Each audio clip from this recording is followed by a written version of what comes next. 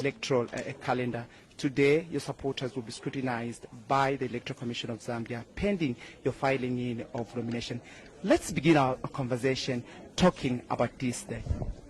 Well, this is a very important day, like you have said, and we are showcasing that we are in every province, not just in every province, we're in every district, and that Zambia are ready for change.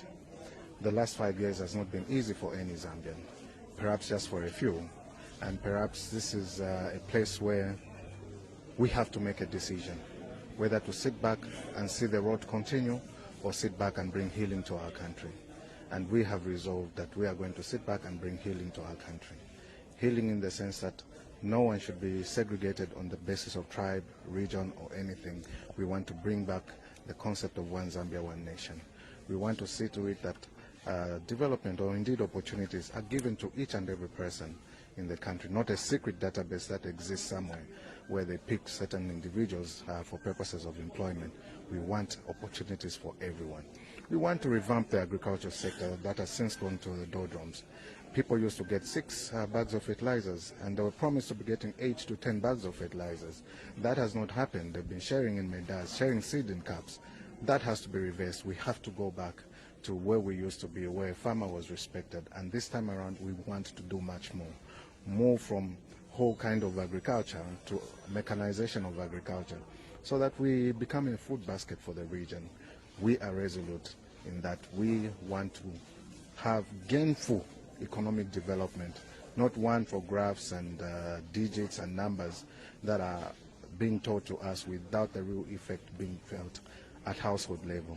So we want to bring lower the cost of living at household level, so that everyone should be able to afford the 3 meals a day. But we are not going to do this alone.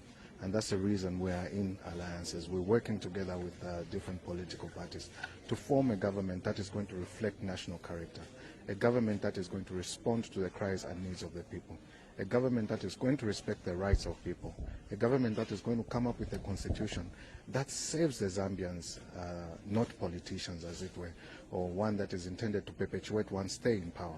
We will not allow that. We are coming to a place where Zambia should be for Zambians, where our minds benefit Zambians. When you go to your hospital, you should be able to find Panadol there. When you have a scheme such as NIMA, you should be able to fund it properly for every citizen to access medical facilities. And as regards education, we want education to be tied to industry, where each and every person who is in any form of tertiary education should be tied to industry, so that you don't ask for 10 years experience by the time they're out of university. We have to give opportunities to our Zambians, and that is what we are creating, and that is the euphoria you see around, where people are excited because they know we're coming to work for the Zambians and not for politicians. Well, you have come here as leader of the Luzolutino Party, as a presidential aspiring candidate for the Luzolutino Party. But yesterday's, event, you merging with the Tonse Alliance has, raised a number of, speculations, let me put it that way. Is your, decision to merge with the Tonse Alliance an indication that you are withdrawing your presidential bid and rally behind Mr. Brian Munduwile?